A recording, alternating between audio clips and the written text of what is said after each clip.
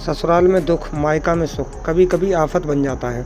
ये क्या शुभम, तुमने कहा था शादी के बाद हम विदेश घूमने जाएंगे, लेकिन ये मनाली की टिकट, तुम्हें पता है मेरे भैया भाभी अपनी शादी के बाद स्विट्ज़रलैंड गए थे और मेरी फ्रेंड भी अपने हनीमून पर ऑस्ट्रेलिया गई थी। सब मेरे बारे में क्या सोचेंगे? पीहू नाराज़ होते हुए बोली। पीहू, अभी शादी में काफ़ी खर्च हो गया है, अभी मेरा इतना बजट नहीं कि हम विदेश जा सकें, लेकिन मैं वादा करता हूँ कि जल्दी ही हम विदेश भी घूमने जाएंगे। शुभम ने अपनी नई नवेली पत्नी को मनाते हुए बहुत मुश्किल से पीहू मनाली जाने के लिए राजी हुई। एक हफ्ते बाद दोनों वापस घर आ गए। पीहू के ससुराल में उसकी सास, 2 ननदें और वो दोनों पति पत्नी थे। छोटा सा मध्यम वर्गीय परिवार था। शुभम अकेला कमाने वाला था, लेकिन परिवार में किसी चीज़ की कमी महसूस नहीं होती थी, क्योंकि सब एक दूसरे की ज़रूरतों का ख्याल रखते थे।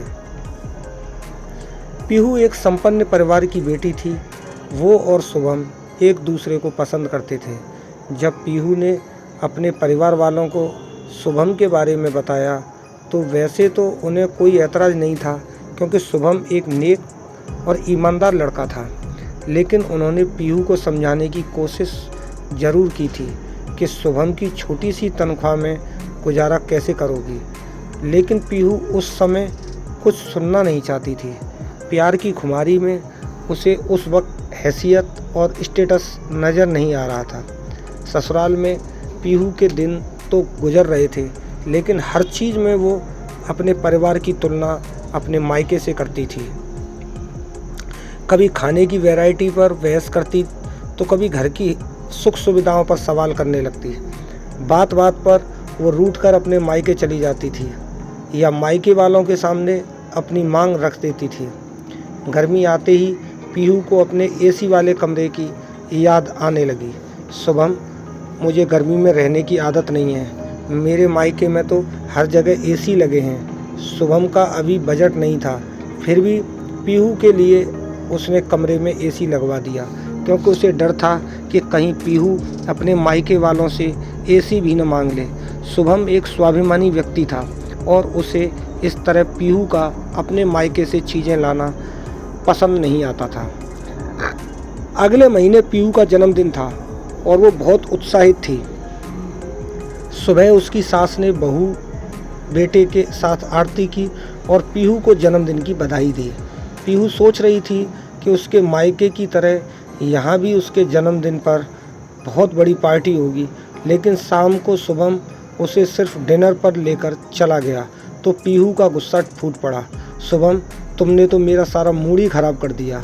पता है मेरे पापा मेरे जन्मदिन पर कितनी बड़ी पार्टी रखते थे, मैं जो मांगती थी मुझे गिफ्ट मिल जाता था, लेकिन यहाँ तो किसी को मेरी कोई कदर ही नहीं है। मैं जा रही हूँ अपने मायके। कहते हुए वह अटैची में कपड़े डालने लगी तो उसकी सास ने समझाते हुए कहा,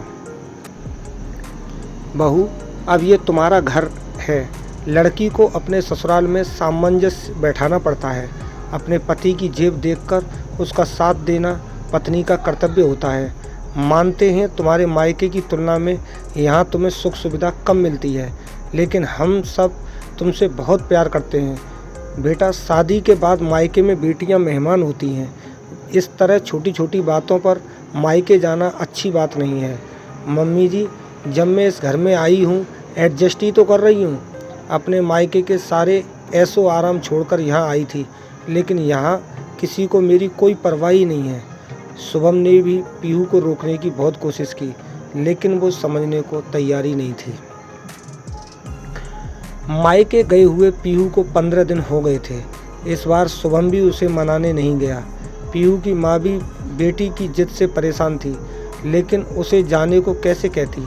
लेकिन पीहू की भाभी को पीहू का इस तरह मायके में धरना देना सुहाता नहीं था। पीहू इन सब से बेखबर पहले की तरह ही मायके पर अपना अधिकार समझती थी। एक दिन जब वो अपनी भाभी को खाना परोसने के लिए बोलने उसके कमरे की तरफ जा रही थी तो अचानक से फ़ोन पर भाभी की बात सुनकर ठिठक गई। उसकी भाभी अपनी माँ से बातें कर रही थी। माँ, मेरी ननद तो यहाँ आकर ही बैठ गई है, जाने का नाम भी नहीं लेती, हर चीज़ में टांग अड़ाती रहती है। मेरा तो जीना दूभर कर दिया है। जब से शादी हुई है तब से हर रोज़ कोई न कोई फरमाइश रख देती है। उसे तो अपने पति की इज्जत का भी ख्याल नहीं है। अरे अब हम कब तक उसकी ज़रूरतें पूरी करते रहेंगे? आखिर मायके पर भी एक हद तक ही अधिकार जताया जाता है, लेकिन उसने तो कभी ससुराल को अपनाया ही नहीं। ऐसा ही था तो शादी ही क्यों की थी उस मिडिल क्लास लड़के से? पीहू के कदम वहीं जड़ हो गए थे, गला सूखने लगा था और आंखें बरस पड़ी थी। दिमाग में अपनी सास की कई बातें गूंज रही थी। सासू माँ की ठीक ही कह रही थी कि अब ससुराल ही मेरा घर है। जिस मायके पर मैं पहले की तरह अपना अधिकार समझती थी, वो अधिकार कब का ख़त्म हो गया। मायके में भी तभी इज्जत मिलती है जब हम अपने ससुराल वालों की इज्जत करते हैं। सच में शादी के बाद बेटियां मेहमान बन जाती हैं। गलती तो मेरी ही थी कि मैंने कभी वास्तविकता को स्वीकारा ही नहीं। मैं अपना और अपने पति का अपमान नहीं होने दूंगी। मेरा ससुराल चाहे जैसा भी हो, लेकिन वहाँ मैं एक हक से तो रहती हूँ। उसी दिन पीहू ने शुभम को फ़ोन किया। शुभम, मुझे तुम्हारी याद आ रही है, मुझे यहाँ से अपने घर ले चलो। ये सुनते ही शुभम का चेहरा खिल उठा।